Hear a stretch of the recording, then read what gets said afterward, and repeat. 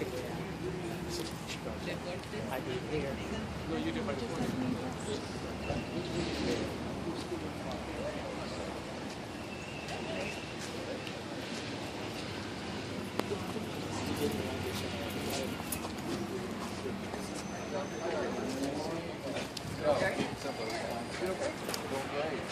I'm being late. I'm just straight. Don't worry. No pain. What's going on? Okay. Okay.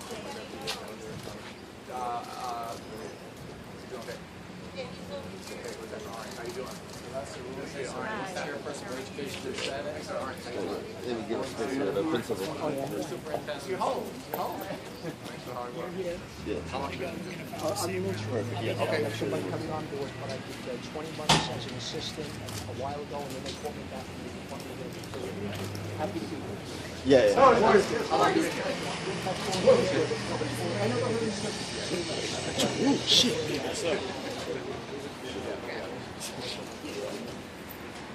Sports department, change your principal. Oh, yeah. Thank you. I'd like to start by acknowledging and introducing our executive, Joseph DiVincenzo.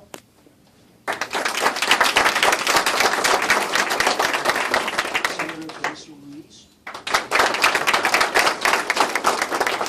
William Payne, Deputy Chief of Staff. Board of Education member Kevin Ryan. And our former superintendent under whom this grant and the blue ribbon was earned, Dr. Michael Pinelli.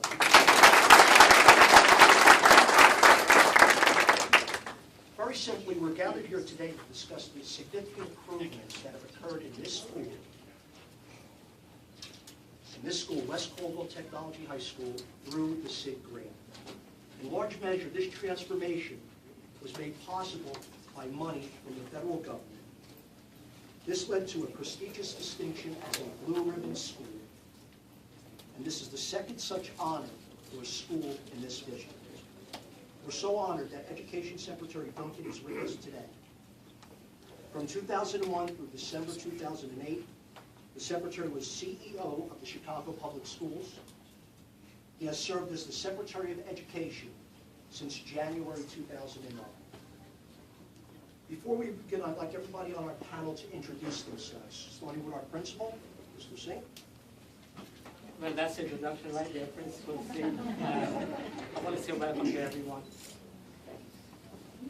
I'm Joanne Rodriguez. I'm one of the share-time parents. Jennifer Doss, I'm a language arts instructor. Masasha, I'm a senior at West Caldwell Tech. Thanks for having me this afternoon. Sorry to be late, I apologize. And Tanya Hector. I'm also senior at West Caldwell Tech. I'm Salvatore Lima. I'm the science department chair at Educatiom Tech Schools and a science teacher here at West Caldwell. My name is Diane Shapanik, and I'm one of the parents. Vikram Singh, supervisor for accountability. Part of my job is to oversee implementation and command. And I'd like to start out by congratulating our student representatives who were selected as Students of the Month.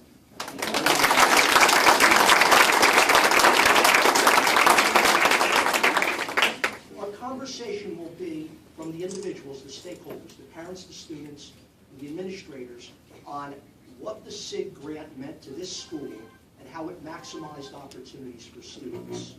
Now, this could go very well, or I could throw out a question and have a lot of dead air time. So what I'm hoping is that everybody fully participates, and if anybody wants to make a comment on what anybody said or add to it, please do.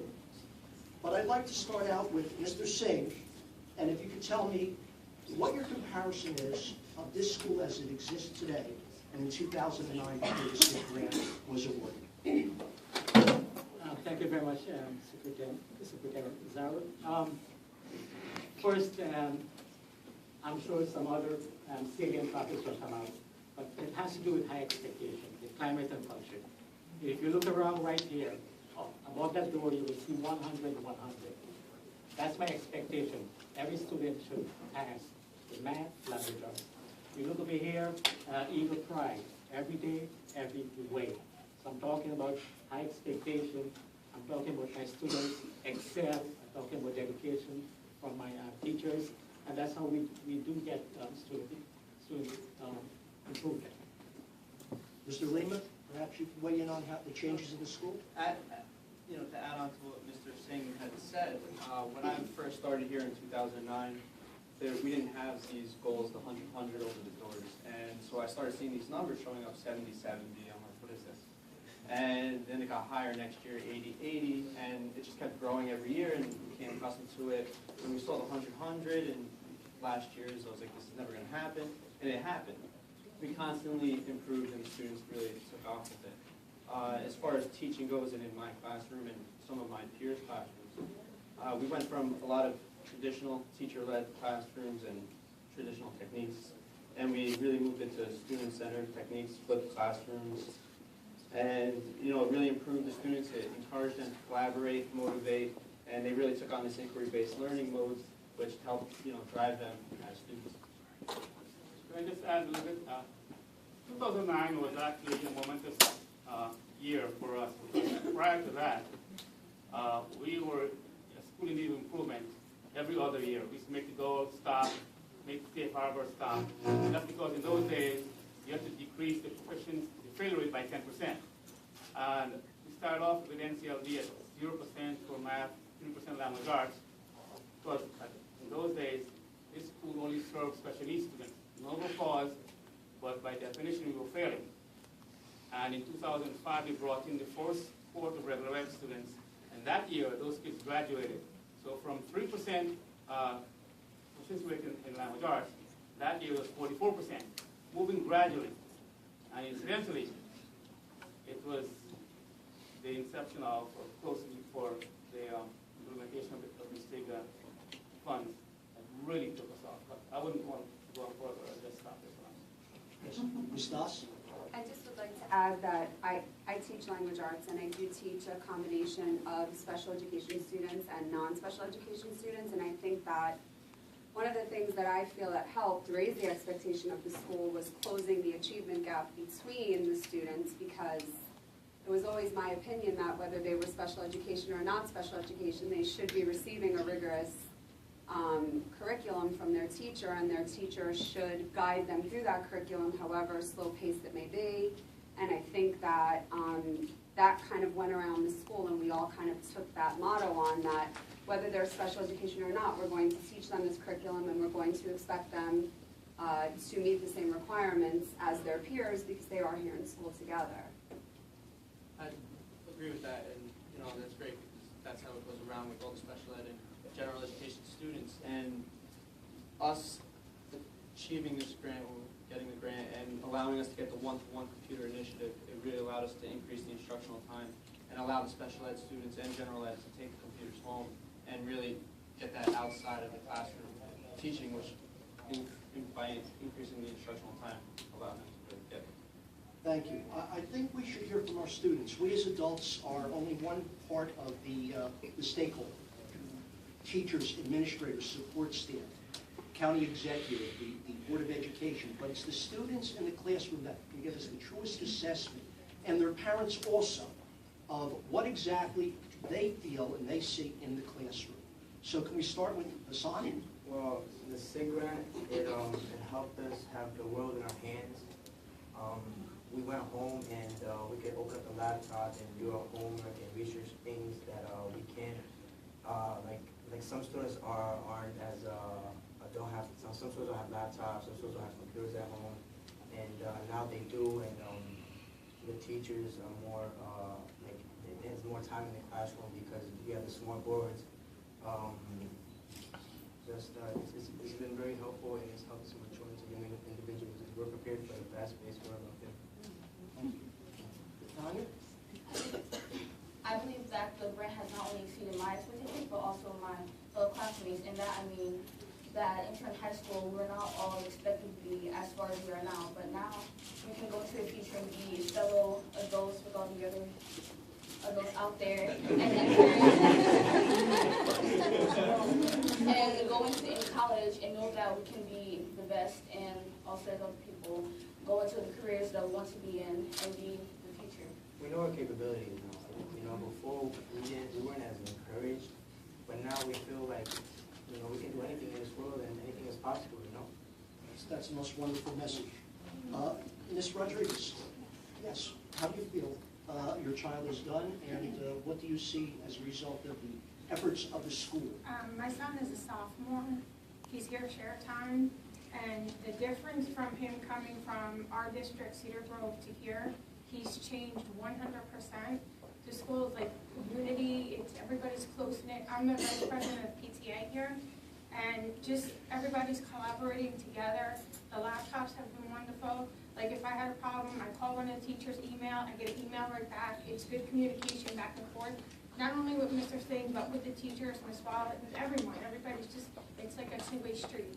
Yeah, I'd like to add to that because my daughter graduated last year, actually time for her class, and you know, with having a laptop, it not only helped them, but it taught them to how to be responsible. You know, because, not for nothing, but if you drop it, you break it, you don't have it no more. And, you know, this is what teaches them to be better adults, better young ladies and young men. Now that my daughter's in college and she's just excelling tremendously, you know, with having that laptop, she don't even have to take that class because, you know, being a freshman in college, they said, oh, we're going to give you, you know, a freshman course. She went past that. She's beyond that, and I have to thank the teachers because, you know what, it's because the teachers cared. And with the teachers caring, Mr. Lima, Zara, she's here, and everybody else, this is my family. And I'm still here. It's 5 years now. I'm still here. Please keep coming back. Oh, I will. You know what? My daughter is the only one that went on to college from the school with academic scholarship and is playing sports. So, you know, and I thank the teachers because they've always helped her, always, no matter what. She always went to Harry, math teacher, everybody. So I can't thank you guys enough. Thank you. I'd like to call on Bikram. We talk about a grant, SIG grant, school improvement grant. We talk about money. I'd like Bikram to explain to everyone what that money was spent on and why we need more of it. Let me just say, when we got you know, the call to apply for the grant, we didn't know what it meant.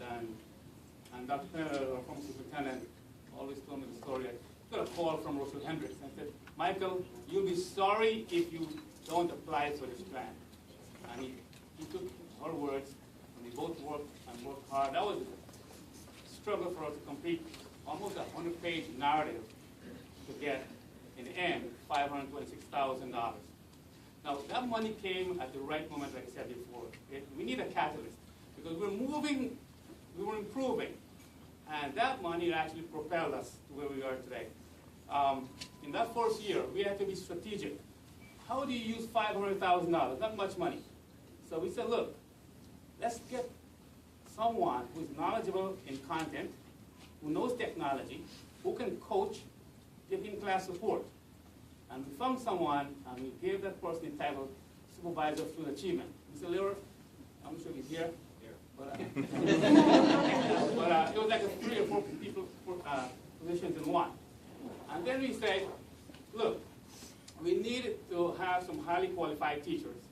We only, at that point, we only had one dual certified teacher, math and special needs. We hired a math teacher. And then we said, look, we need to improve the rigor and challenge students. Let's bring in a cohort of kids who we can name honors in creative honors program. And so we had another math teacher. So that first year was just personnel, key people, and then we brought in consultants, and we started the after-school program. In keeping with the conditions of the grant, increased learning time, because we were told every student should receive at least 3 additional hours of instruction with the use of this money. So the first year, we were trying to navigate our way, and in the second year, that's when we started to get better. We kept the same personnel, right? We restructured the schedule in terms of having an additional day after school, changed transportation for kids, because the first year, we only had a fraction of students showing up because of transportation, less than 50%. The next year, 100%. 4 days a week, 180 days, that's 144 hours. Then we ran an enrichment program for kids coming in to transition well into our school. For 5 weeks, 4 hours a day, and give us 100 hours. So we're still short, 244 hours of extra time. The third year, we took that 1 hour and we put it into the schedule. It was no longer an after-school program. It was part of the kids' schedule. And as you know, there's a huge difference between after-school and having that hour within the school day. Besides, we increased the instructional time from 40 minutes to 60 minutes, which gave more, in the end, more credits for the kids for graduation. That, of course, costs money, and we'll talk more about that, where we do go from here. But in keeping with the increased learning time, remember we only had 444 hours, it was so short. We said, okay, what else can we do? How can we improve learning outside the classroom? And that's when we started a one-to-one laptop program. We hired a tech teacher the second year who provided professional development for teachers and students.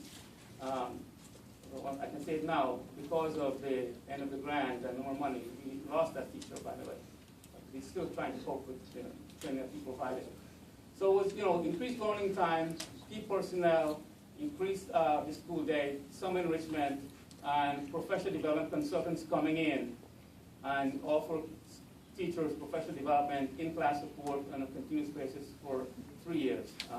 We'll talk more with as we go on, so what we're doing now in the 4th year. Thank you. And I'd like to pause just for a moment. We talked about outside resources, the RAP, the Regional Achievement Centers from the Department of Ed. We have representatives here, Ron Carlson, Kathy Coyle, Pat Mitchell, Scott Rexford, Gail Griffin, and from the Essex County Department of Ed, the Executive Superintendent, Monica Tone. They are a resource that have been a part of this success because they have brought incredible knowledge and experience to assist and support and to coach and to encourage this school and the faculty.